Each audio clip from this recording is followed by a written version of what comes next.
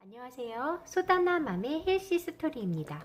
오늘은 이 환자의 혁명이라는 책에 나오는 부분에 대해서 이야기를 나눠볼게요. 이 환자의 혁명은요, 이 책을 쓰신 분이 조한경이라는 의사분이세요. 근데 이분은 병원에 오지 말고 내 병에 대해서 조금 더 관심을 가져라 라고 잔소리를 하는 의사라고 해요. 그리고 유튜버로도 굉장히 유명하시죠.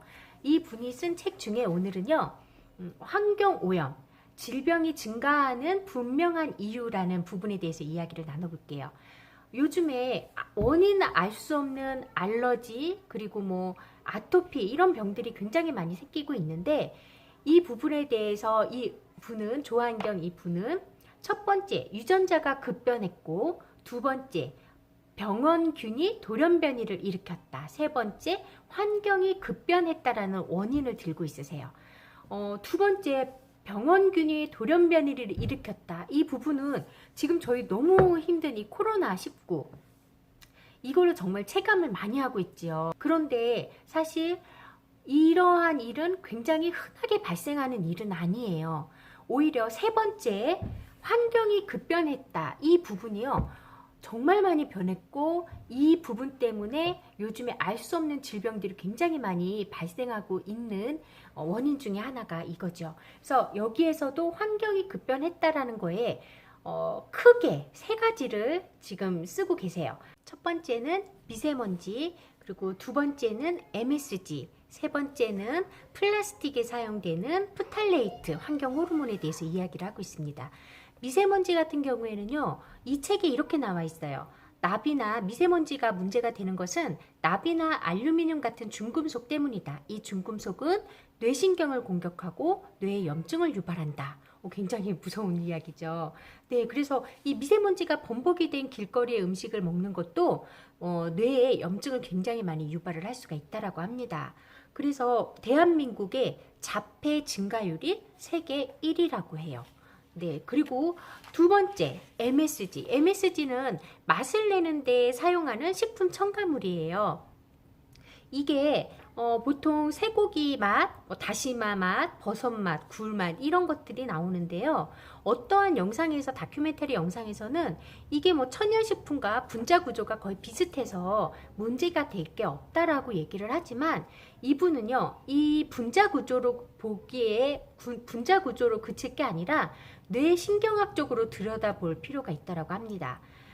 이 MSG의 주요 성분은요, 글루탐산이라는 건데, 이 글루탐산으로만 보자라면 천연에 들어있는 뭐 다시마, 굴, 소고기 이런 데에 들어있는 그런 분자 구조와 거의 똑같대요.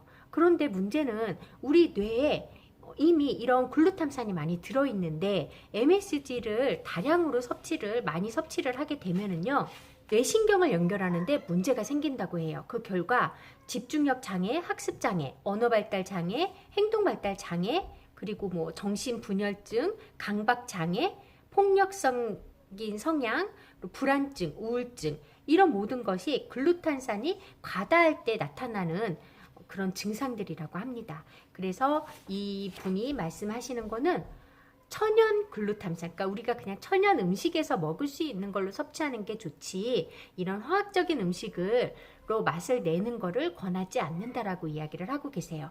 세 번째가 이제 조용한 살인자 프탈레이트 환경 호르몬이라고 하는데요. 이 프탈레이트는 플라스틱을 말랑말랑하게 할 때 사용하는 그런 성분이래요. 그래서 공이나 아니면 뭐 요가 매트라든지 아니면 그런 뭐 아기들 장난감 이런 데에 많이 사용하는 그런 성분인데요. 이게 여성 호르몬인 에스테론과 굉장히 구조식이 비슷하대요. 그래서 이런 거를 많이 섭취를 하게 되면 이게 여성 호르몬인 줄 알고 얘를 유방이나 자궁 쪽에 차곡차곡 쌓아놓는 거죠. 그래서 이런 거에 많이 노출이 되면 발생하는 질병이 유방암, 자궁암, 난소암, 전립선암, 고환암, 또 자궁이나 난소에 혹이 잘 생기는 그런 질병들이 많이 발생을 한다고 합니다.